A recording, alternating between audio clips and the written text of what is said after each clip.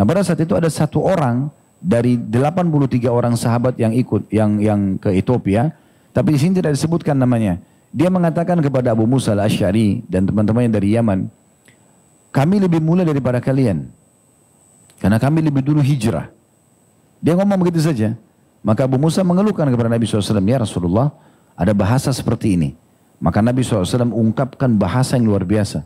Dan ini hanya didapatkan oleh Abu Musa al-Asy'ari dan sahabat-sahabatnya, yaitu mendapatkan keutamaan 2 kali hijrah. Sementara sahabat yang lain cuma 1 kali hijrah. Abu Musa al-Asy'ari radhiyallahu anhu, kita akan mulai dengan nasabnya atau mulai dengan nasabnya. Beliau adalah Abdullah bin Qais bin Sulaim al-Asy'ari. Abdullah bin Qais bin Sulaim al-Asy'ari. Sahabat yang mulia ini lahir di kota di Yaman namanya Zabid. Itu tepatnya di tahun 602 Masehi. Dan pendapat tentang wafatnya cukup banyak. Tetapi yang tengah-tengah yang kami pilih adalah wafatnya tahun 664 Hijriah. Masehi maaf. 602 lahirnya, 664 wafatnya. Dan beliau wafat di umur 63 tahun. Lahirnya di Yaman, wafatnya di Kufah atau salah satu kota di Irak. Ibunya bernama Zabiyah dari kabilah Adnani dan masuk Islam serta wafat juga di Madinah. Ini yang kami dapatkan. Saya coba menelusuri nama ayah beliau, apakah dari nama ayah ini sempat masuk Islam atau tidak, ini saya tidak temukan. Dan begitu juga dengan nama istri dan anak-anaknya, biasanya beberapa sahabat yang lalu kalau kami temukan nama istri dan anaknya kami akan sebutkan. Tapi ada nama anak dan nanti akan disinggung ya, pada akhir penutupan kita, bagaimana dia juga punya kiprah dalam agama, tetapi hanya 1 orang saja yang tersebutkan. Sahabat yang mulia ini teman-teman sekalian, orang yang telah meraih doa Nabi SAW. Nanti akan kita jelaskan sebab keluarnya hadis ini dan kenapa Nabi SAW atau kapan Nabi SAW sebutkan doa itu. Tapi Nabi SAW membacakan dan menyebutkan doa khusus buat beliau, yaitu Allahumma gfir li Abdillah bin Qais dzambahu wa adkhilhu yawmal qiyamati mudkhalan karima.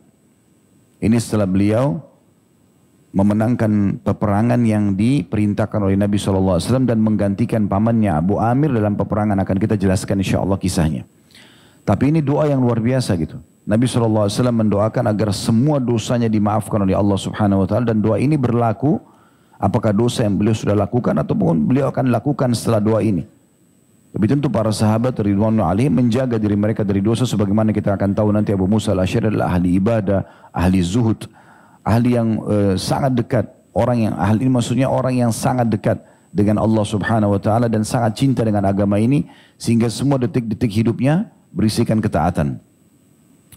Dan juga didoakan agar di hari kiamat masuk ke dalam tempat yang mulia, maksudnya adalah surga. Bermula dari masuk Islamnya sahabat yang mulia ini, banyak sahabat-sahabat teman-teman sekalian di Mekah itu masuk Islam karena mereka tinggal satu kota dengan Nabi SAW di awal-awal Islam. Dan Islam sangat terkurung pada saat itu. Sulit sekali untuk keluar dari kota Mekah karena tokoh-tokoh Quraisy yang menolak Islam, yang tidak asing lagi namanya Abu Jahal atau julukan lain Abul Hakam. Kemudian Abu Lahab, Umayyah bin Khalaf, ya. Dan yang lainnya, Al-Walid, Syaibah, banyak tokoh-tokoh Quraisy yang mereka mayoritasnya meninggal, mati dalam kekufuran di perang Badr. Mereka-mereka ini sepakat untuk memerangi Nabi SAW dan dakwah Islam. Siapapun di fase Mekah yang coba menanyakan tentang Islam digebukin. Kalau orang dari luar Mekah, sehingga mereka tidak berani menanyakan itu. Itu diceritakan oleh Abi Dzar radhiyallahu anhu.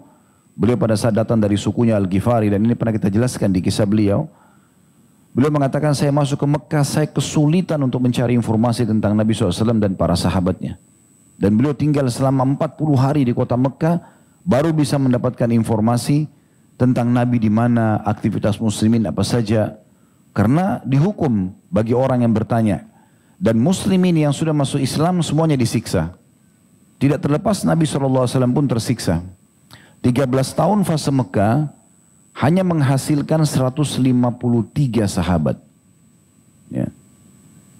Dan 83-nya karena tidak tahan dengan siksaan Quraisy, mereka diizinkan oleh Allah dan Rasul untuk hijrah ke Ethiopia, dipimpin oleh Ja'far bin Abi Thalib radhiyallahu anhu, kakak kandungnya Ali bin Abi Thalib, beda 10 tahun, lebih tua Ja'far dari Ali, yang nanti mati syahid di perang Mu'tah radhiyallahu anhu.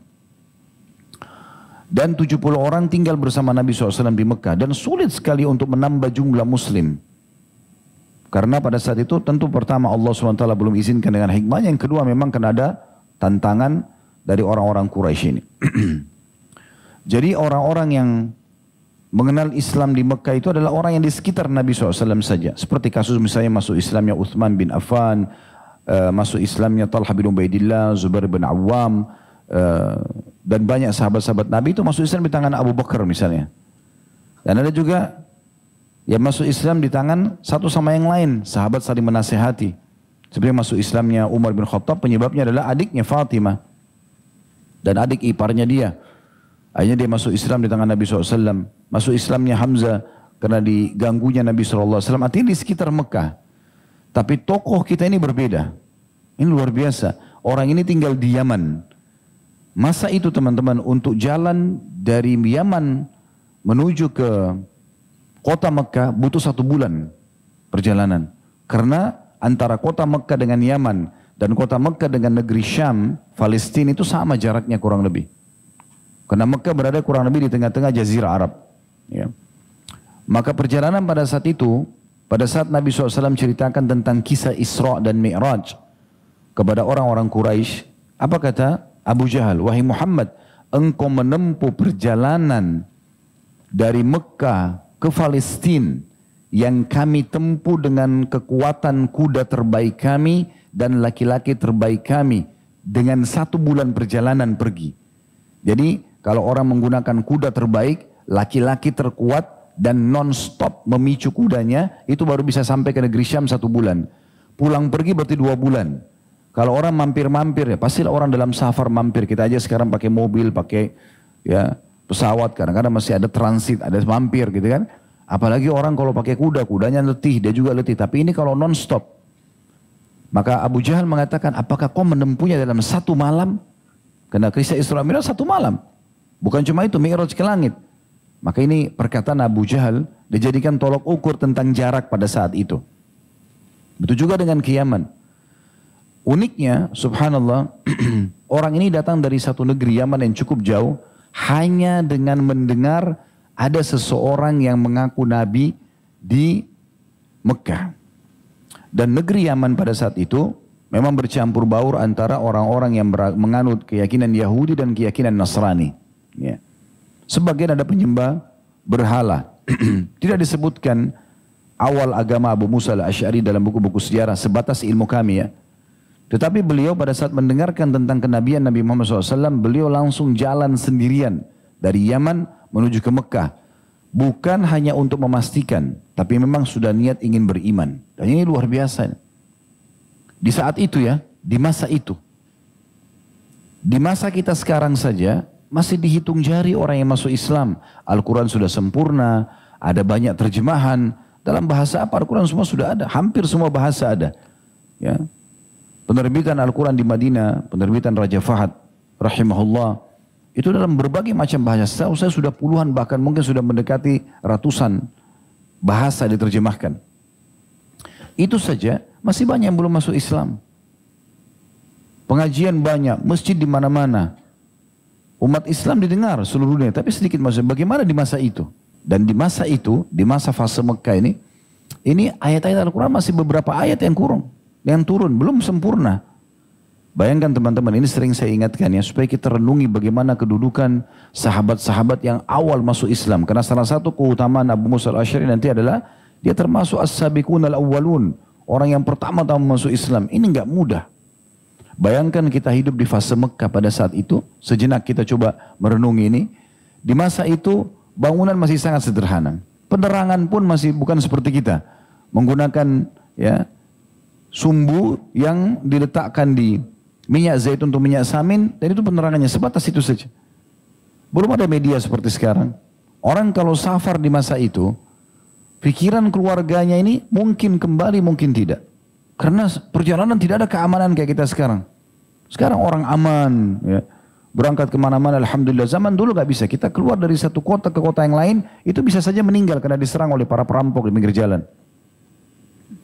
Di fase itu, ada orang tidak bisa baca, nggak bisa nulis, ngaku seorang nabi. Lalu kemudian yang beriman masuk surga, yang kafir masuk neraka. Kira-kira antum jadi Abu Bakar atau Abu Jahal? Hah? Ini bukan hal yang ringan, berat sekali. Di masa kita sekarang mengingatkan orang seperti antum saja, kami berdakwah menyampaikan, belum tentu orang semua dapat hidayah. Belum tentu orang semua tergerak. Terbukti kapasitas masjid ini berapa dan berapa orang yang datang. Gitu kan? Bukan cuma pengajian, mungkin pengajian-pengajian walaupun Masya Allah cukup banyak yang hadir. Tetapi kita bayangkan di masa itu, ayat dalam Quran masih sedikit yang turun. Dan rata-rata ayat-ayat Makkiyah dikenal turun di Mekah itu, isinya itu peringatan tentang umat sebelum kita. Ya, isinya tentang surga dan neraka. Karena untuk menyadarkan mereka dulu. Belum ada ya perintah untuk sholat kecuali yang wajib ya. Kecuali selepas masa Isra dan Mi'raj. Dan itu awal tahun ke-11 dari masa kenabian di Mekah. Karena kejadian Isra Mi'raj adalah hiburan. Kata sebagian ulama, hiburan Allah subhanahu wa ta'ala untuk Nabinya Muhammad sallallahu alaihi wasallam. Dan juga ditambah dengan masuk Islamnya jin Nusaybin di Amul Huzun, di tahun kesedihan. Karena pada saat itu Nabi SAW sedih sekali. Karena yang selama ini membela dakwah, Khadijah istri tercinta beliau radhiyallahu anha, dan juga paman beliau Abu Talib meninggal di tahun yang sama. Maka dikenal dengan tahun kesedihan. Maka Allah SWT menghibur Nabi Muhammad SAW dengan masuk Islamnya jin Nusaybin, jin dari wilayah Irak, yang disebutkan dalam Al-Quran. Kemudian kejadian Isra Mi'raj. Perintah puasa Ramadan belum ada. Itu terjadi di tahun 2 Hijriah di Mekah, di Madinah. Sebelum perang Badar. Makanya di perang Badar itu awal puasa Ramadan. Tapi nama Ramadan sudah ada sebelumnya. Perintah jihad nanti di kota Madinah. Perintah haji itu justru terjadi di tahun 9 Hijriah. Setelah pembebasan kota Mekah. Baru diwajibkan muslimin untuk haji. Jadi syariat banyak turun di kota Madinah. Di kota Mekah masih belum. Maka bayangkan bagaimana saya coba merenungi waktu saya coba membaca kisah beliau. Bagaimana orang ini bisa dengan hanya mendengar terpicu hatinya untuk datang lalu beriman. Dan bukan cuma sampai di situ ya.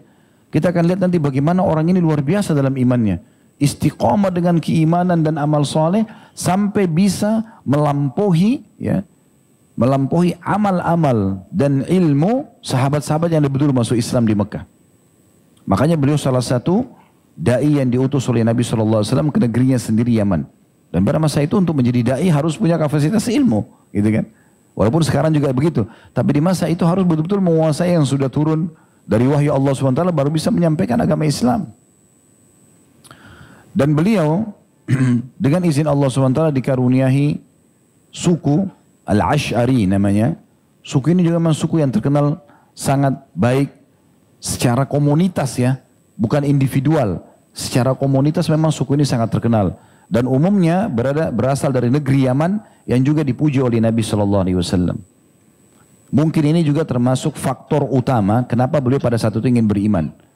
Makanya di lembaran pertama dalam buku kita ini, di halaman 303-nya, itu penulis mengangkat tentang bermula kisahnya dari masuk Islamnya karena perjuangan dia ingin mendengarkan kebenaran dan juga karena berasal dari negeri Yaman dan suku dia sendiri yang terkenal dengan kelembutan hatinya.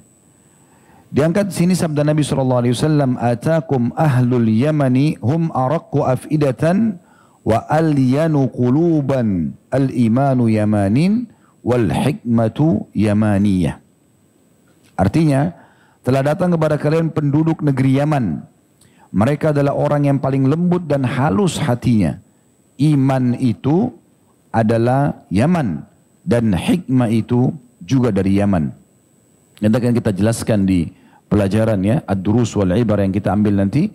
Tentang masalah kedudukan orang-orang Yaman. Ini nanti akan lebih jauh. Tapi ini yang diangkat oleh penulis ini. Begitu juga dalam riwayat lain. Atakum. Tentu tadi riwayat Bukhari Muslim ya. Riwayat lain. Atakum ahlul Yamani adha'afu quluban wa araqqu afidatan al-fiqhu yamanin wal hikmatu yamaniyah. Telah datang kepada kalian penduduk negeri Yaman. Mereka adalah orang-orang yang paling lembut dan halus hatinya. Maksudnya mudah tersentuh dan mudah memahami serta meyakini. Ya.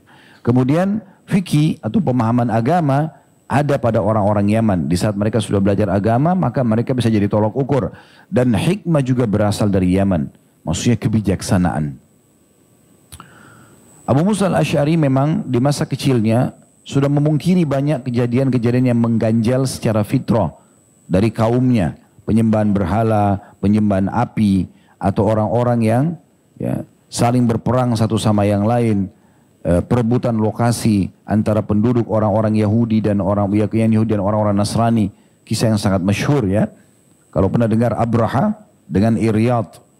Ya, kita kan cuma tahu Abraha itu dia membawa pasukan gajahnya ingin menghancurkan Ka'bah. Tapi Abraha itu adalah pasukan Nasrani dari Najasyi, dari Ethiopia yang menyerang Yaman.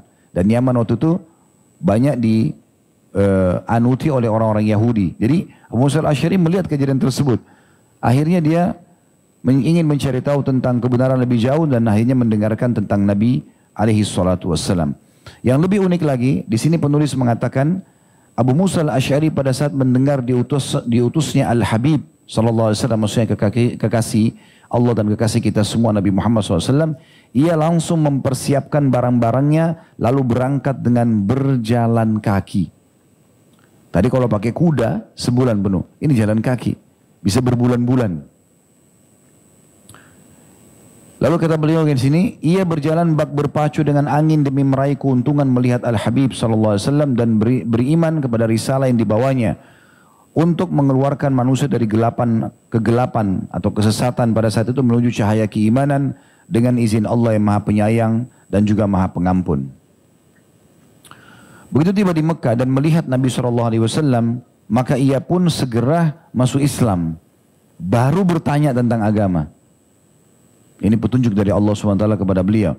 Diceritakan setelah dia masuk Islam dan dia duduk setelah syahadat di hadapan Nabi SAW dan mendengarkan beberapa petuah Nabi, maka yang terjadi adalah Abu Musa al-Asy'ari langsung mengajak pamannya namanya Abu Amir yang kebetulan ada bersama dia pada saat itu. Mereka berdua jalan dari Yaman menuju ke Mekah. Tapi Abu Amir ini cuma ikut saja, dia belum berpikir untuk masuk Islam.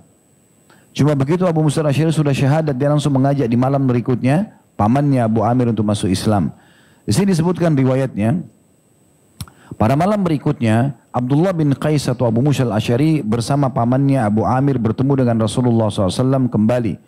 Nabi SAW datang kepada Abu Amir, pamannya Abu Musa.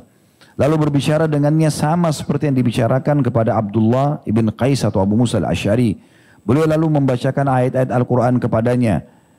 Lalu ia pun dengan cepat beriman dan bersaksi dengan persaksian kebenaran. Nabi Muhammad SAW pun senang dengan masuk Islamnya kedua pemuda dari Yaman ini dan memuji keduanya. Karena demikian cepatnya masuk Islam hingga mendahului kaumnya yang lain. Ini nanti jadi poin sendiri ya. Karena dengan masuk Islamnya Abu Musa, masuk Islam Abu Amir. Dan dengan masuk Islam Abu Amir, maka hampir seluruh suku, atau seluruh suku Asy'ari masuk Islam. Dan Yaman akhirnya tersebar masuk Islam justru berpicu dari sahabat yang mulia ini. Kemudian Nabi SAW menceritakan kepada keduanya tentang proses dakwahnya. Bagaimana dimulai, tentang para sahabat-sahabatnya dan apa yang mereka alami dalam memperjuangkan dakwah. Juga tentang sikap kaum Quraisy terhadap dakwah ini, lalu mengisahkan kepada keduanya tentang para sahabat yang berhijrah ke Habasyah karena menyelamatkan agama mereka, dan bagaimana semakin menjadi-jadinya gangguan yang dilakukan oleh kaum Quraisy di sana. Akan tetapi Allah Subhanahu wa taala menggagalkan makar mereka dan melindungi para sahabatnya. Beliau juga sallallahu alaihi wasallam mengabarkan kepada keduanya bahwasanya agama ini pasti akan menang dan dianut oleh bangsa Arab dan bangsa asing. Ya. Allah Subhanahu wa taala akan memberikan kekuasaan bagi agama ini di muka bumi. Ini Nabi sampaikan itu kepada Abu Musa dan Abu Amir radhiyallahu anhuma. Apa yang terjadi teman-teman? Ini saking lembutnya hati mereka dan mudahnya mereka menerima kebenaran ya. Dan subhanallah, saya setelah telusuri banyak kisah-kisah para sahabat kaum saleh, salafus saleh dulu. Salah satu penyebab lembutnya hati ini adalah belum ternodai dengan banyaknya masukan-masukan negatif. Contoh misal, anak-anak kecil kita kan sekarang kita sering tontonkan yang tidak jelas, ya. Kartun-kartun tidak jelas ceritanya. Itu tanpa kita sadari perusakan akhlak, ya. Penjauhan dari sisi akidah, ya. Yang ini berbahaya sekali. Tapi kita tidak sadar ternyata ini menjauhkan mereka dari fitrah, merusak fitrahnya. Sementara Nabi SAW mengatakan kullu mauludin yuladu alal fitrah. Semua bayi lahir pasti fitrah. Artinya dalam keadaan Islam dan memahami, mengetahui Tuhannya. Nanti dia berubah dengan lingkungan dan keadaan. Nah, salah satu kelebihan orang-orang yang masih dalam kondisi kayak di masa kita sekarang, negaranya tidak terlalu berkembang, ya, biasanya mereka itu dalam kondisi lebih fitrah. Nah, termasuk seperti negeri Yaman. Sehingga di masa itu betul-betul sangat mudah mereka bisa menerima kebenaran. Pokoknya sudah disampaikan kebenaran mereka bisa menerima. Tidak ada penolakan seperti orang kalau sudah banyak, ya, bercampur baur dengan perkembangan teknologi dan akhirnya penuh dengan kebimbangan. Banyak keyakinan kita yang masuk. Ini benar atau tidak sih? Gitu. Atau terjadi banyak manipulasi dan penipuan sehingga akhirnya dia punya kantor dalam dirinya, punya pertahanan yang membuat dia ragu untuk menerima kebenaran. Yang terjadi setelah Nabi SAW ceritakan semua itu, maka keduanya langsung spontan, ya, mengatakan kepada Nabi SAW, perintahkan kami dengan perintah anda wahai Rasulullah. Terserah anda. Jika anda ingin, kami akan tinggal di sisi anda di sini dan kami akan menanggung apa yang ditanggung oleh saudara-saudara kami. Siap, disiksa oleh Quraisy, siap. Anda larang kami melawan, tidak masalah, kami tidak melawan. Karena Nabi SAW melarang para sahabat melawan di fase Mekah. Makanya Abdurrahman bin Auf radhiyallahu anhu orang mulia. Salah satu tokoh Quraisy, ya, datang kepada Nabi SAW mengatakan, ya Rasulullah, sebelum masuk Islam, kami ini punya kedudukan loh. Ada harta, tokoh masyarakat. Sekarang setelah masuk Islam, mereka menghina kita. Saya izinkan kami melawan. Jangan dibiarkan seperti ini. Maka kata Nabi SAW, tidak. Allah memerintahkan aku untuk memaafkan dan bersabar sampai diperintahkan. Khabbab bin Arad, radhiyallahu sahabat Nabi yang mulia, yang pernah saya ceritakan di beberapa serial sahabat yang lalu, beliau di masa Umar bin Khattab sempat Umar tanya, wahai Khabbab, siksaan apa yang paling berat yang pernah kau temukan dari Quraisy? Khabbab tidak banyak bicara, dibuka bajunya, ditemukan di tengah-tengah tulang belakangnya, di sisi kanannya bolong warna hitam. Hitam kemerah-merahan dari atas sampai ke tulang ekornya. Umar langsung menangis dan para sahabat menangis. Apa yang mereka lakukan dengan kamu? Dia mengatakan, wahai Amir Mu'minin, aku ditidurkan, kemudian kedua tangan dan kakiku dipegang oleh 4 orang, masing-masing satu, lalu diletakkan batu-batu yang sudah dipanaskan, gitu kan? Dan ditaruh di padang pasir, lalu aku diseret di atasnya sehingga rusak semua. Apa yang terjadi? Pada saat itu Khabbab waktu lagi berdarah-darah datang kepada Nabi SAW di Mekah dan berkata begini, ya Rasulullah, lihat nih, dibuka belakangnya. Ya Rasulullah, lihat bagaimana siksaan mereka. Seakan-akan beliau mengatakan, apa perintah anda? Melawan atau diam saja? Maka kata Nabi SAW, wahai Khabbab, sesungguhnya orang-orang beriman sebelum kalian di awal-awal fase penyebaran agama mereka, seseorang di antara mereka didatangkan, ditanamkan di dalam tanah, lalu digergaji, dibelah 2 kepalanya, tidak mengubah agama dia. Ketahuilah wahai Khabbab, agama ini akan tersebar, tapi di saatnya nanti, di mana Allah izinkan, sampai-sampai akan ada, ya, orang-orang atau seorang wanita berjalan dari satu kota-kota yang lain, ya, dari Hadramaut ke Sana'a, itu kurang lebih jaraknya 600 km kurang lebih, ya.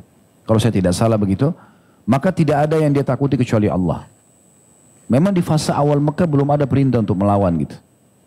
Nah di sini berarti dia siap untuk menang. Kita kembali kepada Abu Musa radhiyallahu anhu, berarti dia siap. Saya siap tinggal di Mekah ya Rasulullah, siap menanggung seperti sahabat-sahabat anda. Baru syahadat ini, siap untuk berkorban. Ya, antum baru gerimis sedikit nggak ke masjid. Nah, sudah tahu keutamannya. Oh hujan, nggak jadi ke masjid. Ini. Panggilan untuk pergi, ini masjid semewah ini, AC ada, gak mau datang ke pengajian. Tahu flyernya, tahu dengar, gak mau datang.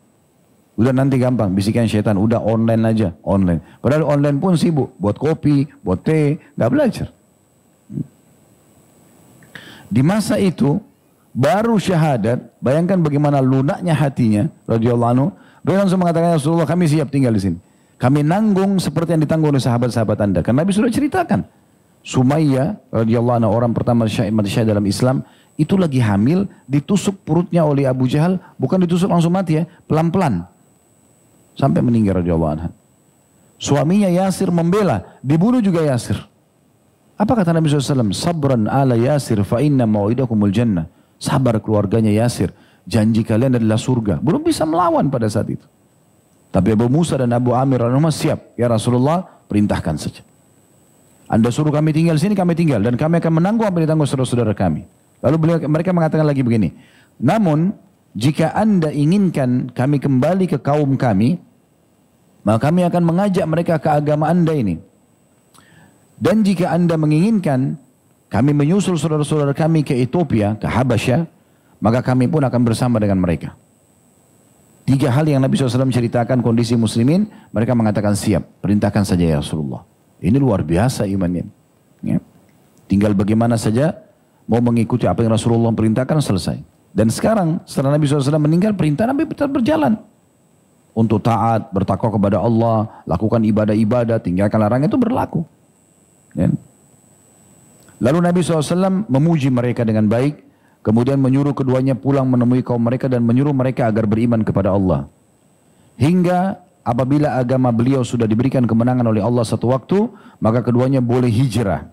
Lalu keduanya spontan mengatakan, Sami'na wa ata'na. Kami dengar dan kami patuh ya Rasulullah. Lalu keduanya pun pulang. Namun beberapa malam pada saat itu di kota Mekah, beliau Nabi SAW membacakan kepada keduanya sejumlah surah Al-Quran atau ayat-ayat yang sudah turun, lalu mengajarkan sholat dan cara melaksanakannya. Kemudian keduanya kembali pulang ke Yaman. Keduanya telah berhasil meraih sesuatu yang paling agung ya, di dunia ini, karena keduanya meraih keimanan, keyakinan dan keislaman kepada Allah, Tuhan alam semesta. Abu Musa radhiyallahu anhu lalu kembali ke negerinya dengan misi berdakwah dan mengajak manusia di sekitarnya untuk masuk Islam. Sekian lama Abu Musa menghabiskan waktu di Yaman dengan mengajarkan Al-Quran, surah-surah yang beliau hafal, dan sunnah Rasulnya yang pada saat itu masih terbatas, ya, yang beliau sudah tahu.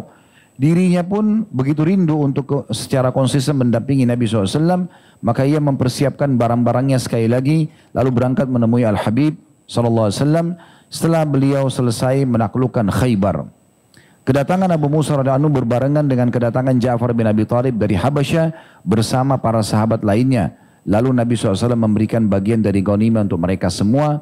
Beliau sangat gembira dengan kedatangan para sahabat ini. Jadi saya kasih gambaran dari paragraf ini. Abu Musa al-Asy'ari pulang ke Yaman dari awal masuk Islam. Ini di awal-awal fase masuk Islam atau Islam berkembang di Mekah. Kemudian setelah itu beliau pulang karena disuruh berdakwah di kaumnya. Sampai tibanya waktu di mana beliau sudah tidak sabar lagi ingin bertemu dengan Nabi SAW, maka beliau pun keluar bersama dengan Abu Amir, pamannya, dan beliau bersama dengan saudaranya. Ada Abu Rumuh juga namanya, ini mereka pakai kunyah atau julukan, dan mengajak sekitar 52 atau 53 kaumnya, mereka naik kapal, kemudian kapal itu rupanya transit di Ethiopia, transit di Habasyah. Tujuannya tadinya mereka mau menuju ke kota Jeddah dari negeri Yaman. Kalau lewat darat cukup jauh, mereka lewat laut. Ya. Maka pada satu lewat laut ternyata kapal ini tanpa Abu Musa al-Asy'ari ketahui mampir ke Ethiopia, ke Habasyah, tanpa diprogramin. Pada saat mereka tiba di Ethiopia, bertanya Abu Musa al-Asy'ari kepada orang di sekitar pelabuhan tersebut, ternyata mereka adalah negeri itu adalah negeri Ethiopia. Maka mereka coba keliling, Abu Musa sama kaumnya keliling mencari tahu mana Ja'far bin Abi Thalib dan sahabat-sahabat Nabi yang lain yang sekitar 83 orang ada di sana. Sampainya bertemu dengan Ja'far. Komunikasilah mereka, akhirnya Ja'far mengatakan, kalian mau kemana? Kami mau ke Mekah. Mau bertemu dengan Nabi SAW. Kata Ja'far, Nabi SAW perintahkan kami keluar dari Mekah untuk menjaga keamanan dan keimanan. Kenapa nggak tinggal aja bersama kami di sini? Akhirnya Abu Musa tinggal bersama Ja'far. Ya. Dan ini ada keutamaan tersendiri ya. Sampai nanti tiba perang Khaybar, ya kurang lebih di tahun 5 atau 6 Hijriah, Ya, setelah hijrah Nabi SAW ke Madinah, setelah perang Khandak ya, terjadi peperangan-peperangan termasuk perang Khaybar ya, karena orang-orang Yahudi Qainuqa dan Nadir, dua suku yang ada di sana, mereka lah pemicu utamanya perang Khandak. Maka Nabi SAW mengepung dan menguasai wilayah mereka. Nah di fase itulah ya, sampai berita kepada para sahabat di Ethiopia kalau Nabi SAW telah memenangkan peperangan melawan Yahudi di Khaybar. Mereka datang, Ja'far bin Abi Thalib dengan Abu Musa al-Asy'ari dan seluruh muslimin pada saat itu datang.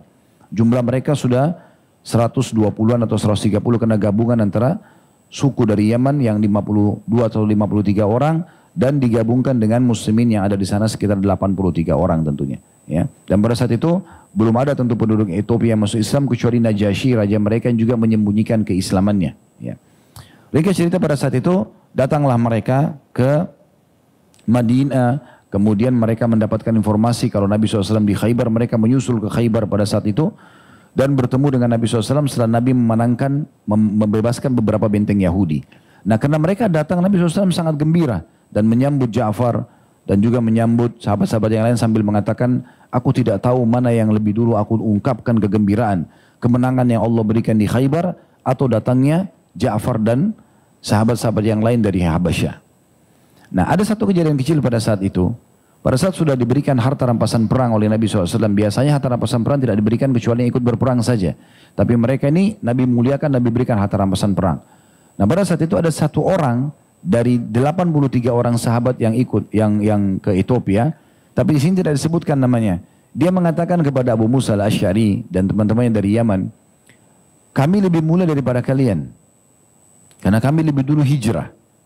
Dia ngomong begitu saja. Maka Abu Musa mengeluhkan kepada Nabi SAW, ya Rasulullah, ada bahasa seperti ini. Maka Nabi SAW ungkapkan bahasa yang luar biasa.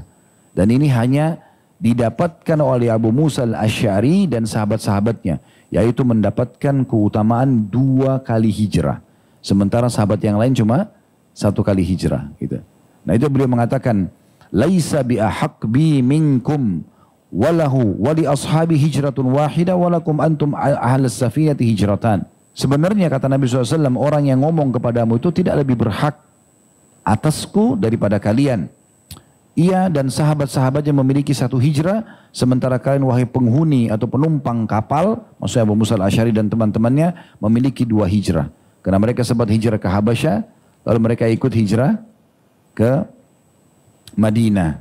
Dan orang-orang Asy'ari ini melantunkan syair-syair pada saat menuju ke Madinah. Syair yang masyhur, mereka mengatakan yang artinya besok kami akan bertemu dengan orang-orang tercinta, besok kami akan bertemu dengan Muhammad dan juga kelompoknya. Saking kuatnya iman mereka, kaum Asy'ari ini, dan juga Abu Musa al-Asy'ari salah satu tokoh mereka, sampai turun firman Allah SWT surah Al-Maidah 54. Ya. Yang Allah Subhanahu wa ta'ala menjelaskan kalau ada orang murtad dari Islam, maka Allah akan datangkan kaum yang justru mencintai Allah dan Allah mencintai mereka. Potongan ayatnya itu, fasawfa ya'tillahu biqaumin yuhibbuhum wa yuhibbuna. Allah akan datangkan pengganti orang-orang yang murtad, kaum. Kalau 1 orang murtad, Allah ganti dengan kaum. Kaum itu 3 orang lebih, baru dikatakan kaum. Ya. Kalau 1 orang murtad, tidak usah dipikirkan. Ingatkan, tidak mau dengar ya sudah. Dia tinggalkan kebenaran. Islam ya dibutuhkan, bukan Islam membutuhkan penganutnya. Kita yang butuh dengan agama kita. Maka Allah mengatakan pasti akan datang kaum yang ciri mereka mencintai Allah dan Allah mencintai mereka. Kata Nabi SAW pada saat turun surah Al-Maidah 54 ini, beliau langsung memanggil Abu Musa al-Asy'ari dalam riwayat yang disebutkan oleh Al-Hakim dan disahihkan oleh beliau di jilid 2 halaman 313 dan Az-Zahabi juga setuju dengan kesahihannya. Kata Nabi SAW, hum qaumuka ya Aba Musa. Yang dimaksud dengan ayat ini, mereka adalah kaum yang akan menggantikan orang-orang yang lemah dalam agama ini atau murtad dari agama ini, malas beribadah. Akan Allah datangkan kaum yang kuat imannya, mencintai Allah dan juga Allah mencintai mereka. Itu adalah kau dan kaummu hai Abu Musa. Jadi di sini keutamaan tersendiri yang memang Allah Subhanahu wa ta'ala khususkan untuk beliau. Dan kaum Nabi Musa, Abu Musa al-Asy'ari ini radhiyallahu anhu adalah kaum yang terkenal suka sekali dengan Al-Quran. Dan ini salah satu rahasia luar biasa. Jadi satu kaum itu setelah masuk Islam mereka juga tahu kalau Al-Quran ini adalah pedoman utama umat Islam, mereka sibuk menghafalnya, sibuk melantunkannya, mentilawakannya, sibuk mengamalkan isinya dan mengajarkan. Mereka orang yang paling sibuk dengan itu. Ya. Sampai Abu Musa al-Asy'ari itu pada saat beliau ditanya oleh Muadz bin Jabal tentang masalah bagaimana dia bermuamalah dengan Quran, kata beliau, saya selalu membacanya, berdiri, duduk, berbaring, di tunggangan atau lagi berjalan kaki, di setiap keadaan. Makanya Nabi SAW menyebutkan di sebuah riwayat yang diriwayatkan Imam Muslim, Inni la'arifu aswata rufqatil asy'ariyyin bil Qur'an hina yadkhuluna bil laili wa a'rifu manazilahum min aswatin bil Qur'ani bil lail wa in kuntu lam ara manazilahum hina nazalu bin nahar. Artinya, sesungguhnya aku mengetahui ada suara-suara lembut suku Al-Asy'ari dengan bacaan Al-Quran ketika mereka memasuki waktu malam. Aku mengetahui tempat-tempat mereka dari suara-suara mereka kala membaca Al-Quran di malam hari. Sekalipun aku tidak melihat rumah-rumah mereka ketika mereka singgah di siang hari. Suku ini juga disebutkan ada keutamaan lain. Mereka punya keutamaan yang luar biasa. Yang tidak menjadi ciri khasnya suku-suku lain. Yaitu disebutkan mereka ini kata Nabi SAW. Innal asy'ariyyin idza armalu fil gazwi aw qalla ta'amu iyalihim bil madinah jama'u ma kana 'indahum fi thawbin wahid thumma iktasamuhu bainahum fi ina'in wahid bisawiyah fahum minni wa ana minhum. Kata Nabi SAW, sungguhnya bila kaum Asy'ariyun, kaumnya Abi Musa al-Asy'ari, berjalan dalam satu peperangan atau mengalami kekurangan makanan bagi keluarga mereka di Madinah, maka mereka mengumpulkan apa yang ada pada mereka dalam satu kain. Jadi kalau misalnya ada 100 orang dalam suku Asy'ari, ternyata mereka sudah kekurangan bekal. Yang terjadi adalah mereka taruh satu kain, semua sukunya sepakat meletakkan bekal makanan mereka seluruhnya di kain tersebut. Ya. Lalu mereka mengumpulkan apa yang ada pada mereka dalam satu kain atau baju, kemudian mereka membagi-bagikan di antara mereka dalam satu bejana secara merata. Jadi misalnya keluarga ini punya 5 kilo gandum, yang ini punya 1 kilo gandum, yang ini tidak punya gandum sama sekali. Yang ini punya 5 kilo kurma atau keju, ini punya 2 kilo, ini nggak punya. Karena mereka sudah ada laporan, oh ternyata makin sedikit bekal makanan nih, ya, pendapatan juga tidak besar. Maka mereka sepakat, semuanya sepakat dan ridho untuk mendatangkan bekal mereka seluruhnya, ditaruh kemudian dibagi rata. Dan ini kelebihan yang luar biasa. Apa kata Nabi SAW di beberapa hadis? Mereka itu bagian dariku dan aku bagian dari mereka. Karena Nabi SAW punya ciri khas seperti ini. Beliau selalu saja berbagi dan merasa terbebani bila memang ada orang-orang yang meminta dan beliau belum berikan.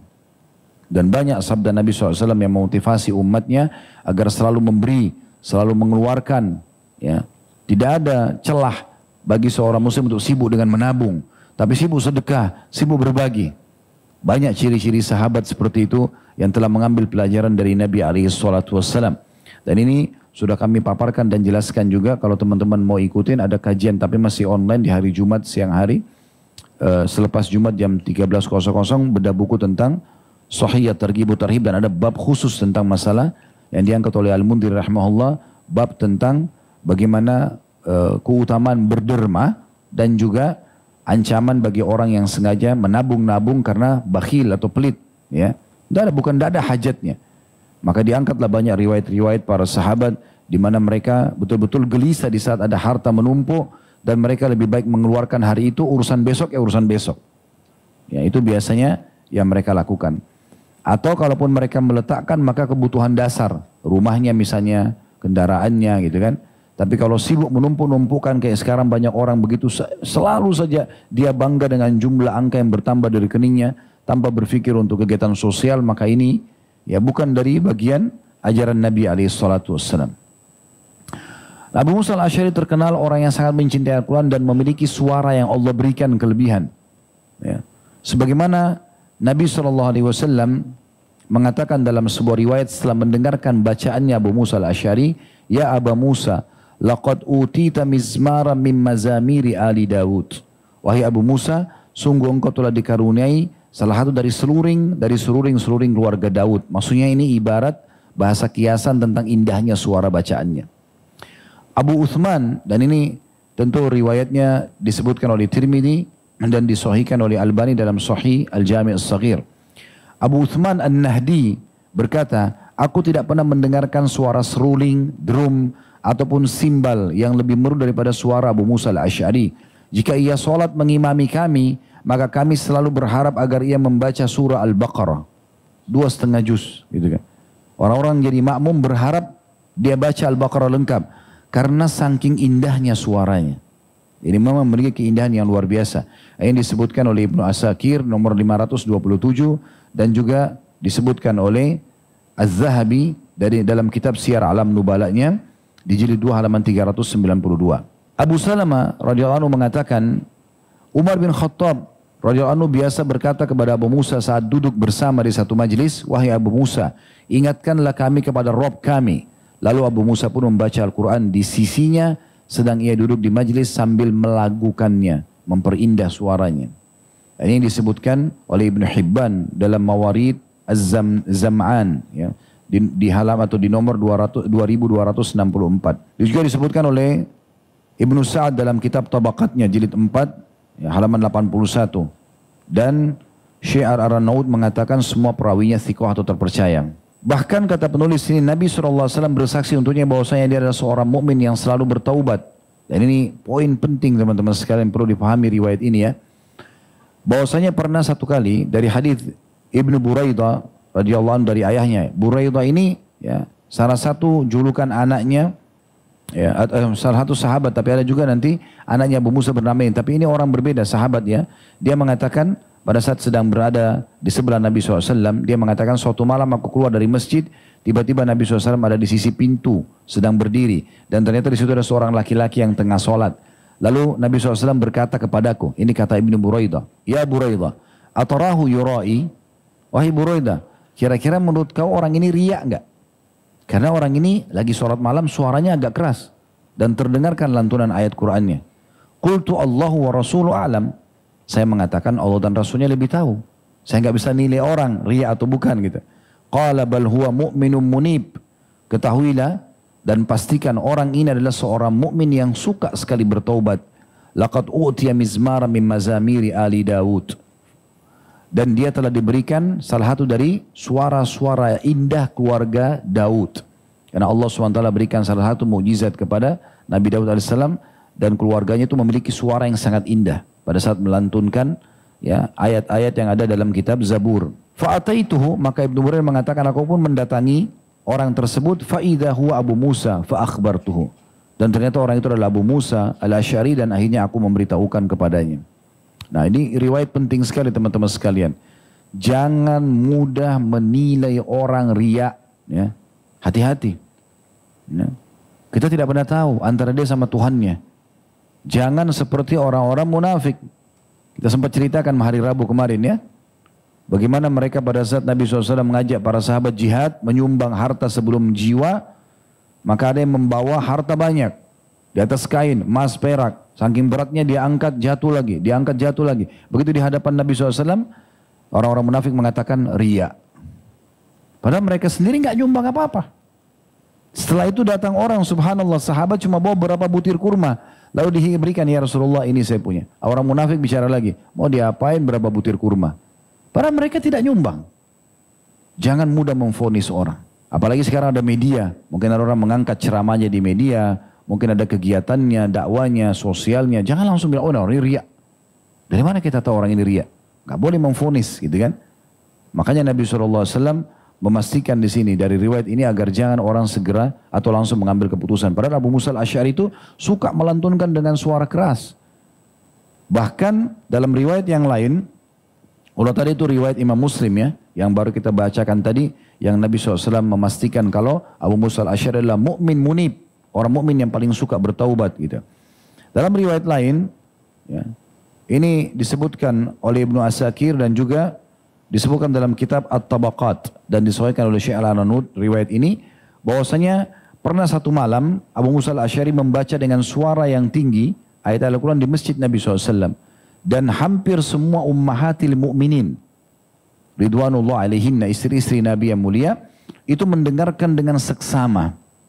Lalu keesokan harinya disampaikan kepada Abu Musa al-Asy'ari, sesungguhnya kaum wanita semalam banyak mendengarkan suara tilawamu karena indah sekali suaranya. Maka ia berkata, andai saja aku mengetahui hal tersebut, pasti sudah aku perintahkan, sudah aku perindah seindah-indahnya dan membuat mereka semakin merindukan Al-Quran. Apakah ini riya? Enggak. Gitu. Ada orang, kita lagi baca Quran, dia dengar bacaan kita indah. Lalu dia mengatakan, bisa enggak ulangi lagi ayat tadi, saya mau dengarkan. Lalu kita bacakan kepada dia dengan suara tinggi. Apakah itu riya? Enggak boleh nilai orang sembarangan. Ya. Begitu juga banyak statement yang disampaikan, contoh dalam masalah ini. Seperti misalnya, pernah Nabi SAW ya, bertanya kepada, lewat di depan rumah Umar dan rumah Abu Bakar di malam hari. Di waktu sholat malam. Lalu Nabi SAW dengar suara Umar keluar dari rumahnya sholat malam. Kemudian lewat di rumah Abu Bakar, suaranya kecil, gak terlalu kedengaran.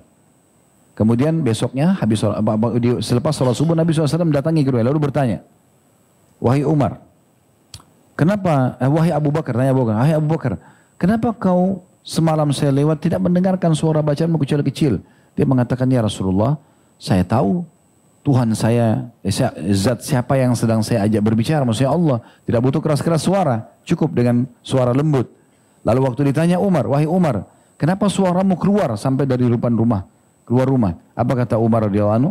Ya Rasulullah, saya ingin membangunkan tetangga saya untuk sholat malam. Apakah itu riya? Hati-hati, ya kan? Niatnya mau membangunkan tetangganya, coba bayangkan. Jadi nggak boleh sembarangan orang memvonis. Jangan antum lihat ada orang menyumbang banyak, oh riya. Hati-hati, jangan sampai kita yang mirip sama orang-orang munafik ini. Ya, banyak orang langsung memvonis orang dengan riya. Nah, jadi jangan sampai mengambil keputusan seperti itu ya. Cukup turun sendiri dengan Allah SWT. Dan jawaban Ibnu Buraidah atau Buraidah dari radhiyallahu anhu sangat bagus. Beliau mengatakan Allah dan Rasulnya lebih tahu. Ya. Abu Musa al-Asy'ari juga saking kuasai Al-Quran, maka pernah ditanya oleh Mu'adz bin Jabal, bagaimana kamu membaca Al-Quran? Tadi sudah saya sampaikan, tapi ini riwayatnya. Kata Abu Musa, aku membacanya dalam sholatku, di atas tungganganku, di saat aku berdiri, di saat aku duduk. Aku melantunkannya dari waktu ke waktu. Tidak ada peluang untuk tidak baca Quran. Ya mungkin karena cintanya terhadap Al-Quran, maka Allah berikan dia suara yang indah. Memang subhanallah, Al-Quran itu kalau jarang kita baca, suara kita biasa saja. Tapi kalau sering kita ulangin, kita lantuni, Allah SWT berikan keberkahan. Ini juga para ahli Al-Quran mengetahui hal tersebut. Kemudian juga beliau adalah orang yang ditunjuk oleh Nabi SAW menjadi da'i. Ya, menjadi da'i ke Yaman. Ya. Dan Nabi SAW utus dia untuk kaumnya dan dikuatkan dengan Mu'adz bin Jabal. Tentu masing-masing diutus ya. Kalau Abu Musa diutus ke tempat lahirnya di Zubaid. Ya. Sementara Mu'adz diutus ke Aden. Dan Nabi SAW titip pesan kepada keduanya, yassira wa la tu'assira wa tatawa'a wa la tunaffira. Artinya, permudahlah dan jangan mempersulit, bersikap ramahlah dan jangan membuat orang-orang lari. Ini pesan untuk para da'i ini. Pesan penting sekali. Yassira wa la tu'assira. Mudahkan dan jangan persulit. Pilih waktu yang tepat untuk pengajian yang mudah. Pilih tema-tema yang tepat, yang mudah untuk difahami, dicicil dalam menyampaikan, bahasa yang jelas, gitu kan? Tidak membebankan, ya tidak mengharuskan ini dan itu. Jadi mudahkan bagi orang. Ya. Dan Nabi SAW itu kalau mendapatkan pilihan antara mana yang, ya, antara dua hal, maka beliau pilih yang paling mudah dari keduanya. Tentu bukan mempermudah-mudah ya, bukan. Tetapi memilih yang mudah untuk dilaksanakan dan dilakukan. Dan juga dikatakan, dan bersikap ramahlah. Dakwah itu keramahan, kesantunan. Kalau ada da'i yang tidak ada sopan santun, berbicara kasar, caci maki sana sini, menjatuhkan orang lain, ini jauh dari metode yang Nabi SAW perintahkan. Dan tentu dakwanya juga tidak akan diterima. Makanya kata Allah SWT kepada Nabi Muhammad SAW, walau kunta faddan ghalidhal qalbi lam faddu min haulik. Hai Muhammad, kalau kau keras, kasar, maka semua akan lari dari sisimu. Tidak ada orang yang mau menerima gitu kan. Juga Abu Musa al-Asy'ari dalam riwayat pernah bertanya kepada Nabi SAW, dan ini sebab keluarnya hadis tentang pengharaman semua jenis makanan dan minuman yang memabukkan, berarti hukumnya haram. beranjak dari pertanyaan Abu Musa radhiyallahu anhu kepada Nabi SAW. Beliau mengatakan, ya Rasulullah, sesungguhnya di negeri kami di Yaman ada minuman terbuat dari madu, dikenal dengan nama bid'u. Dan juga ada dari gandum dikenal dengan mizr. Ya, ini sebenarnya minuman-minuman yang memang disimpan beberapa hari, ya, kemudian nanti dia seperti ada beralkohol, ya, memabukkan. Ya, ada sebagian orang lebih suka dengan rasa seperti itu. Maka Nabi SAW tidak membahas lagi nama setiap, ya, item itu. Nabi SAW cuma mengatakan ringkas dan padat, kullu muskirin haram. Semua yang bisa membawa pada kemabukan haram. Selesai. Apapun namanya. Di setiap wilayah punya nama masing-masing, terserah. Yang penting kalau dia memabukkan, selesai. Dan kaidahnya, kalau dikonsumsi banyak memabukkan, berarti sedikitnya haram. Ma'askara kathiru faqaliluhu haram. Apapun yang kalau dikonsumsi banyak, memabukkan berarti sedikitnya haram. Alkohol kalau diminum satu gentong mabuk. Baik, setetes juga jadi haram. Kan gitu. Nah itu poinnya. Abu Musa mengatakan juga dalam satu riwayat, dan ini kejadian yang cukup unik, ya. Waktu itu Nabi SAW dalam riwayat, beliau menukir riwayat ini diriwayatkan oleh Imam Bukhari. Nabi SAW pernah naik ke atas bukit, kemudian beliau berzikir, la ilaha illallah, wallahu akbar. Dan beliau mengingatkan para sahabat, kalau sedang menukik, takbirlah. Kan? Kalau kita lagi pesawat mungkin landing, ya, take off maaf, kita lagi terbang, maka kita bertakbir, Allahu akbar, Allah, sampai stabil gitu kan. Kalau turun, lagi landing, maka kita bertasbih, subhanallah. Begitu Nabi SAW bilang, kalau kalian sedang naik menukik, bertakbirlah. Kalau sedang turun, bertasbihlah. Rupanya waktu itu Abu Musa al-Asy'ari karena semangat sekali beliau mengeraskan suaranya. La ilaha illallah wallahu akbar gitu. Waktu Nabi SAW dengar, maka beliau mengatakan, wahai sekalian manusia, sesungguhnya kalian tidak sedang memanggil zat yang bisu maupun tidak hadir. Kita kecilkan saja, tenang saja, nggak usah teriak-teriak gitu. Tapi karena perbuatan ini, Nabi SAW datang kepada Abu Musa lalu mengatakan, wahai Abdullah bin Qais, karena nama beliau Abdullah bin Qais. Maukah aku tunjukkan kepadamu satu perkataan dari perbendaharaan surga? Artinya ada zikir yang bagus nih. Karena kau suka zikir sekarang, maka saya akan ajarkan kepadamu zikir perbendaharaan surga. Artinya dia yang paling nanti bermanfaat bagi orang di surga. Yang paling menggembirakan dari semua jenis zikir yang akan dia dapatkan nanti ini. Maka dia mengatakan, tentu ya Rasulullah. Dengan semangat dia menyambutnya. Kata Nabi SAW, Qul la hawla wa la quwata illa billah. Ucapkan la hawla wa la quwata illa billah. Tidak ada daya dan upaya melainkan datangnya dari Allah semata. Abu Musa al-Asy'ari juga punya ciri khas yang lain teman-teman sekalian. Beliau pemalu sekali. Beliau sangat pemalu. Ya. Dan saking pemalunya, beliau pernah mengatakan tentang diri beliau sendiri. Dan ini disebutkan oleh Ibnu Sa'ad dalam kitab Tabaqatnya.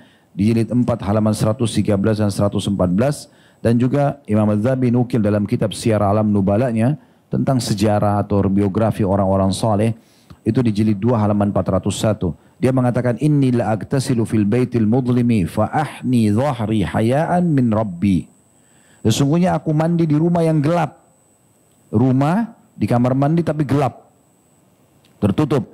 Lalu aku membungkukkan punggungku karena rasa malu kepada Rabbku. Karena rasa malu kepada Rabbku. Bahkan dikatakan di sini bila Abu Musa hendak tidur radhiyallahu anhu, ia menggunakan pakaian ketika tidur karena takut auratnya tersingkap. Udah beliau tidur.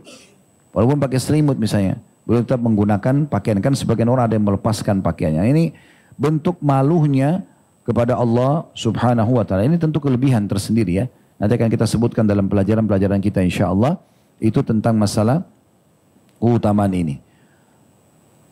Abu Musa al-Asy'ari juga termasuk orang yang mendapatkan mukjizat dari mukjizat Nabi SAW.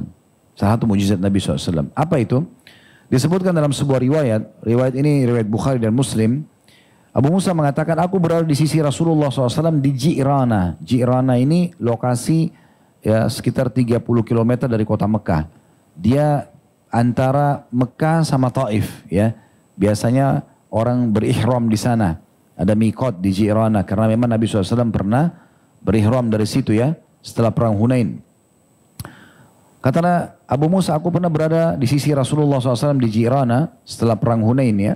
Lalu datanglah seorang Arab Badui dari pedalaman seraya berkata, tidakkah engkau laksanakan janjimu padaku? Orang Badui biasa agak kasar. Ya, mereka membahasakan kepada Nabi SAW. Maksudnya janji Nabi itu nanti kalau menang akan dibagikan harta rampasan perang. Dia sudah minta duluan gitu. Nabi SAW belum membaginya pada saat itu. Tentu ada hikmahnya ya. Karena Nabi SAW waktu itu masih memberikan kesempatan ya orang-orang dari kota Taif, pasukan Hawazim, suku Hawazim yang dari kota Taif itu untuk datang dulu masuk Islam. Supaya harta rampasan perang mereka, harta mereka, istri anak mereka dikembalikan. Maka belum dibagi, tapi Arab Badui ini buru-buru. Maka Nabi SAW mengatakan bergembiralah, sabarlah akan ada nanti. Tapi orang Badui ini lalu mengatakan, engkau terlalu banyak memberikan kabar gembira. Ya seakan-akan menolak, sudahlah saya nggak mau berita gembira, saya mau duit aja gitu. Ya seakan-akan begitu. Maka ia pun berkata, engkau terlalu banyak memberikan berita kabar gembira. Maka Rasulullah SAW menghadap ke arahku, kata Abu Musa dan Bilal. Lalu berkata, sesungguhnya orang ini telah menolak kabar gembira dariku. Maka terimalah oleh kalian berdua. 2 orang aja dikasih nih. Kabar gembira. Karena pada saat itu mereka yang sedang ada. Dan ini keutamaan tersendiri ya. Kalau kita hidup di masa Nabi SAW, beda sahabat yang ketemu sama Nabi kapan ada kesempatan. Dengan selalu bersama Nabi. Nabi dimanapun selalu bersama-sama. Karena bisa saja setiap saat wahyu turun, lalu kemudian mereka dapat informasi terbaru. Ya. Atau malah dapat seperti ini. Kata Nabi SAW, terimalah kabar gembira yang ditolak oleh orang itu untuk kalian berdua. Abu Musa dan Bilal. Apa itu? Keduanya berkata, kami menerimanya wahai Rasulullah. Padahal belum tahu apa itu. Langsung mengatakan, kami menerima Rasulullah. Lalu beliau SAW mengambil sebuah bejana besar. Lalu membasuh kedua tangannya dan wajahnya di dalamnya. Lalu mengembalikan air ke dalamnya. Jadi ini Nabi SAW ya, khusus. Beliau wudu, basuh wajah. Setelah itu dibuang lagi air itu di atas dalam bejana. Lalu mengembalikannya ke bejana tersebut. Lalu kemudian beliau mengatakan, minumlah darinya. Nabi yang suruh. Nabi yang suruh. Ya. Saya tidak singgung siapapun ya. Saya cuma bilang. Ini habis bekas wajah Nabi, air wajah Nabi dan air cuci tangan Nabi SAW. Kata Nabi SAW, minum untuk kalian berdua. Abu Musa dan ya, Bilal. Lalu tuangkan di atas kepala kalian dan bagian dada kalian berdua. Lalu mereka berdua segera lakukan. Ya, tidak menunggu. Nanti kita akan menjelaskan ini di masalah pelajaran yang bisa kita ambil. Ini saya masih bacakan apa yang ditulis di sini ya. Mudah-mudahan antum tidak bosan. Ini masih belum masuk, ini masih banyak yang belum dibahas. Siap ya? Kemudian keduanya melakukan hal tersebut. Ngambil air, diminum, diusap di kepala, usap di dada. Ternyata pada saat itu di balik tirai ada Ummu Salamah radhiyallahu anha. Beliau kebetulan ikut bersama Nabi SAW di perjalanan itu. Lalu Ummu Salamah istri Nabi pun mengatakan, sisakan untuk ibunda kalian berdua. Maka keduanya menyisakan untuknya air itu. Air sisanya Nabi SAW. Abu Musa terus saja mempercayai Nabi SAW dan terus saja bertahan dengan keimanannya. Dan beliau masih hidup cukup panjang umurnya sampai di masa kekhilafaan Ali radhiyallahu anhu. Bahkan lebih daripada itu ya. Sampai lewat dari masa kekhilafaannya Muawiyah. Masih hidup. Umurnya cukup panjang dikasih oleh Allah Subhanahu wa taala. Karena Ali bin Abi Thalib wafat di tahun 40. Kemudian berdiri dinasti pertama dalam Islam Umayyah dari tahun 40 sampai 132. Nah tahun 40 sampai tahun 60 itu masa jabatannya Muawiyah bin Abi Sufyan radhiyallahu anhum ajma'in. Nah beliau meninggal di tahun 63. Berarti setelah lewat masa Muawiyah. Jadi cukup panjang. Ada 5 khalifah setelah Nabi SAW beliau hidup. Abu Musa al-Asy'ari memiliki kedudukan yang sangat tinggi di sisi para sahabat radhiyallahu anhu. Diriwayatkan oleh Abu al-Bukhturi, ia berkata, kami datang kepada Ali.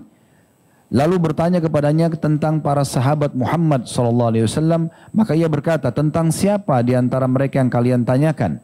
Kami bertanya tentang Ibnu Mas'ud, Abdullah bin Mas'ud radhiyallahu anhu. Ia mengatakan, ia mengetahui Al-Quran dan Sunnah.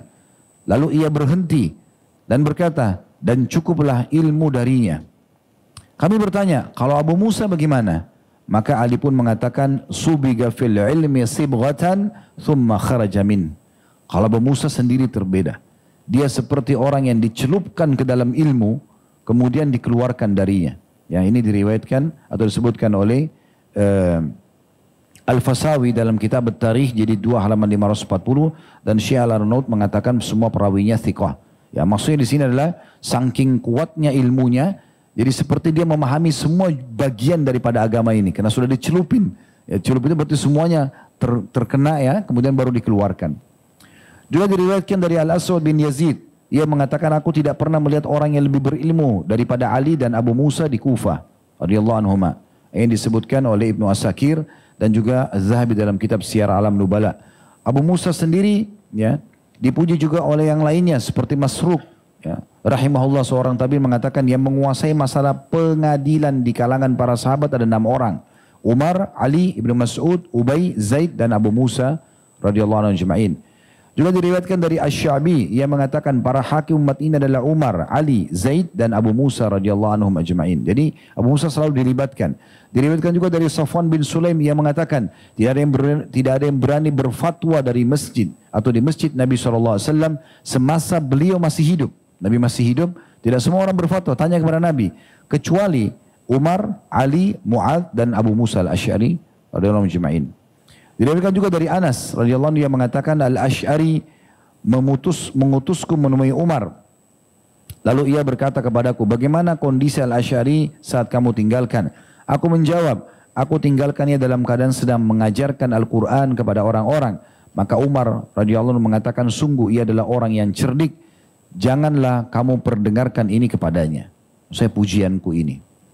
Umar juga amat mengetahui kedudukan Abu Musa al-Asy'ari dan amat percaya kepadanya dengan kepercayaan yang hanya diketahui oleh Allah Subhanahu wa taala.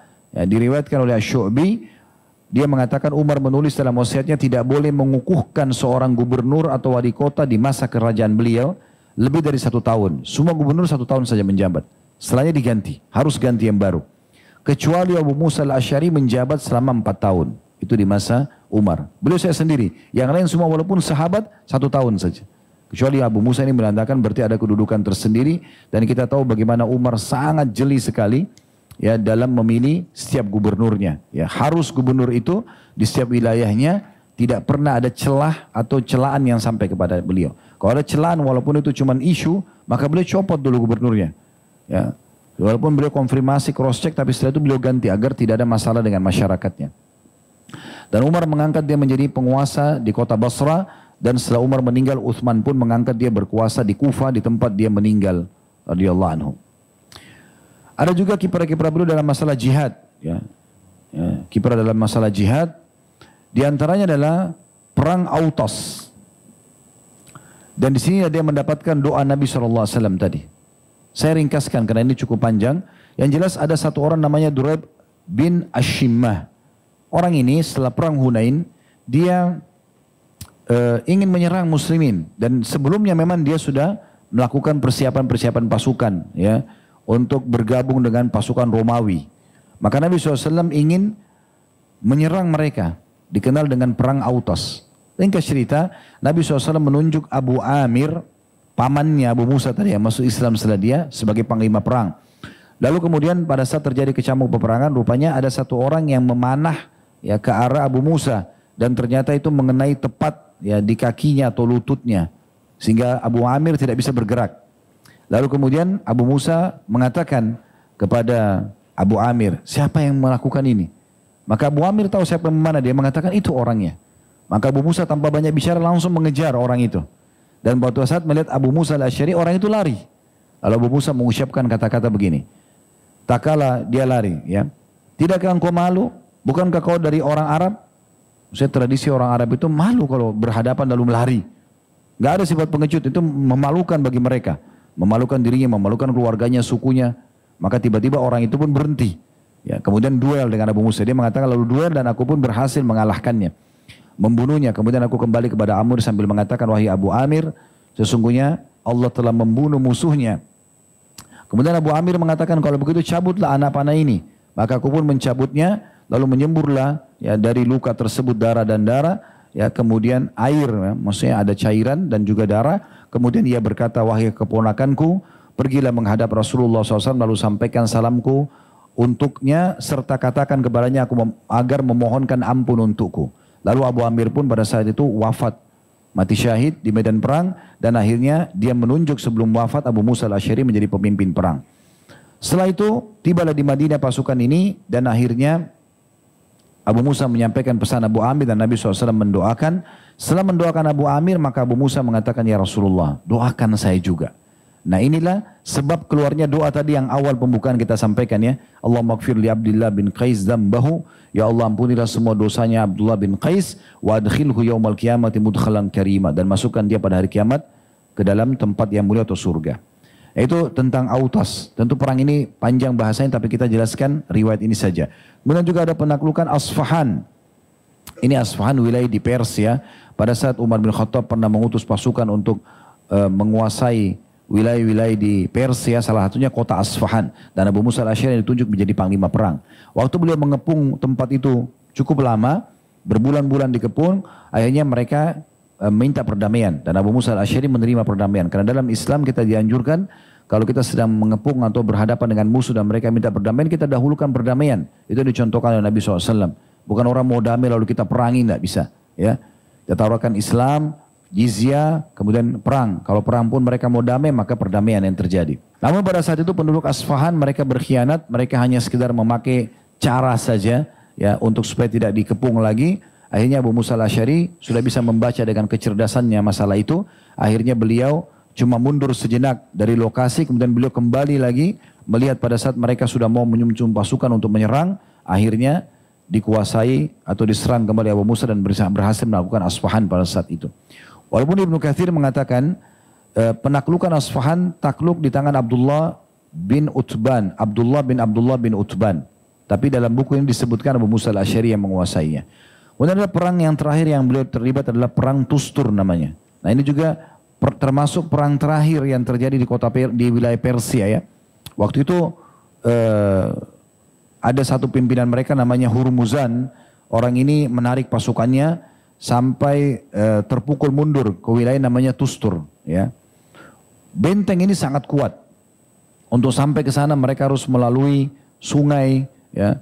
Kemudian juga bentengnya sangat tinggi, dilemuri dengan minyak yang sangat banyak. Dari atas mereka selalu melempari cairan-cairan panas kepada orang yang berusaha untuk naik ke benteng tersebut. Ringkas cerita, ini benteng yang sangat sulit untuk ditembus pada saat itu. Tapi kuasa Allah Subhanahu wa taala, ini pimpinan Abu Musa al-Asy'ari, beliau tetap mengepungnya dan mengandalkan seorang sahabat Nabi yang lain namanya Al-Bara' ibn Malik. Ini Al-Bara' ibn Malik ini luar biasa orangnya. Beliau orang yang sangat kuat. Ya, pada saat itu berhasil membunuh 100 orang yang duel dengan beliau. Duel berdua saja, 100 orang. Itu selain yang lain yang terbunuh di tangan beliau. Dan dia terkenal dengan orang yang mustajab doa. Maka pada saat benteng itu agak sulit untuk dibendung atau ditembus, maka orang-orang berkata kepada Al-Bara' ibn Malik, coba kau kan mustajab doa. Berdoalah kepada Allah agar Allah taklukkan kota ini buat kita. Dan akhirnya Hurmuzan bisa ditawan. Gitu kan. Ini panglima perangnya, kalau tertawan selesai. Pasukan Persia tidak akan terbentuk lagi.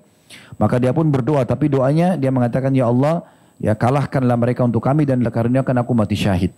Dan akhirnya betul Bara' radhiyallahu anhu mati syahid di tempat tersebut. Dan Allah berikan kemenangan pada saat itu. Dan Abu Musa al-Asy'ari pada saat masuk ke kota, melihat kota ini masih asing bagi beliau.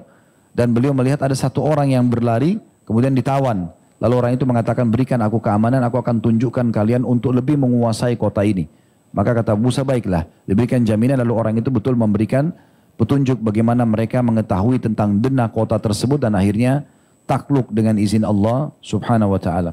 Sebagai penutup dalam bahasan beliau ini ya, dalam bahasan buku yang masih kita baca ini, yaitu tentang masalah Abu Musa al-Asy'ari mengasingkan diri dan menjauhi fitnah.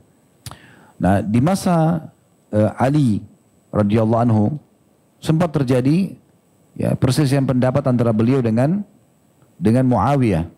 Muawiyah ini siapa? Radhiyallahu anhu ajma'in, adalah sepupunya Utsman bin Affan. Dia menjadi gubernur di negeri Syam dan Muawiyah ini menjadi gubernur di negeri Syam. Beliau kalau tidak salah sempat 20 tahun jadi gubernur di negeri Syam ya. Turut dari zaman Umar sampai zaman Utsman. Nah, waktu Utsman terbunuh, beliau tidak ingin membaiat Ali karena pertimbangannya adalah minta Ali tolong tangkap dulu pembunuhnya Utsman. Selain khalifah muslimin, dia juga sepupu saya gitu. Tapi Ali bilang, nggak mungkin kalau saya tidak dibaiat dulu, nggak mungkin gitu. Bagaimana bisa saya ya menangkap pembunuhnya? Kalau saya jadi pemerintah baru bisa. Nah, itu awal sebab perselisihan gitu kan. Dan ini sudah sering kita jelaskan di masa kita membahas khalifah yang keempat Ali radhiyallahu anhu dan banyak sekali panjang lebar riwayatnya kalau kita ingin bahas ini ya. Tapi jelas pada saat itu ada perselisihan terjadi, lalu kemudian sempat Muawiyah mengirim surat kepada Abu Musa al-Asy'ari dan mengatakan begini. Isinya, amma ba'd, Amr bin As telah berbaiat kepadaku atas apa yang aku inginkan. Aku bersumpah kepada Allah, jika engkau berbaiat kepada aku seperti yang Amr bin As lakukan, sungguh aku akan mengangkat kedua putramu, salah satunya menjadi penguasa di Kufah dan salah satu lagi di kota Basra. Pintu tidak pernah tertutup untukmu dan kebutuhanmu akan selalu dipenuhi. Aku telah menulis kepadamu dengan tulisan tanganku, maka tulis pula kepadaku jawaban dengan tulisan tanganmu. Ini kata Muawiyah kepada Abu Musa. Maka Abu Musa membalas dengan tulisan tangan, tapi isinya adalah amma ba'd. Selanjutnya, sesungguhnya engkau telah menulis kepadaku tentang perkara yang amat besar dalam umat ini. Apa yang akan aku katakan kelak kepada Rabbku bila aku menghadapnya? Apa yang engkau tawarkan ini aku tidak memerlukannya. Kemudian beliau salam mengatakan wassalamu alaik. Gitu. Artinya beliau menolak gitu ya. Maka pada saat itu Abu Burda, ini tadi yang saya katakan nama daripada anak Abu Musa, di akhir-akhir disebutkan, putra Abu Musa berkata, tak kala Muawiyah menjadi khalifah, aku datang kepadanya, dan benarlah tidak pernah tertutup pintu untukku dan tidak satupun kebutuhanku kecuali dipenuhi. Dan ini merupakan juga bagian daripada akhlak Muawiyah. Imam Adz-Dzahabi menutup ya tentang Abu Musa al-Asy'ari sambil mengatakan, ini tentu Imam Adz-Dzahabi maksudnya menutup dalam kisah setelah menyebutkan biografi Abu Musa, beliau menyebutkan bahasa ini.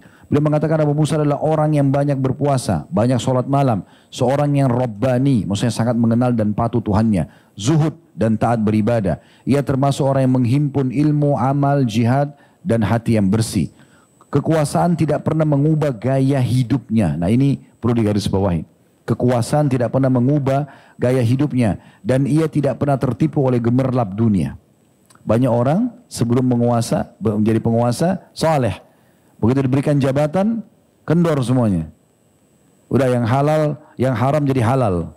Ya, nggak apa-apa lah, nggak apa-apa, toleransi aja dan seterusnya. Nah ini salah satu ciri Abu Musa al-Asy'ari setelah jadi pemimpin sama sekali tidak mengubah gaya hidupnya. Haram ya haram, halal ya halal. Ya, itu ciri khasnya. Dan dikatakan di sini tiba saatnya untuk pergi, maksudnya pada saat beliau mau wafat. Diriwayatkan dari Musa at-Talhi, ia berkata, sebelum wafat Abu Musa al-Asy'ari berijtihad dengan sekeras-kerasnya. Maksudnya selalu giat dalam beribadah. Lebih daripada sebelumnya di masa beliau tua. Ya, jadi lebih gencar lagi ibadah. Lalu ditanyakan kepada beliau. Nah, karena ada yang mengatakan, ringankanlah buat diri anda, kasihani diri anda. Sudah sangat tua, kenapa ibadahnya begini luar biasa gitu. Kata beliau, sesungguhnya bila kuda telah dilepas, lalu mendekati akhir tujuan, maka supaya dia sampai tujuan dan menang, harus memicu ya seluruh tenaga yang ada, segenap tenaga. Sementara yang tersisa dari ajalku sangat sedikit. Lalu kemudian beliau wafat di atas keimanan tersebut.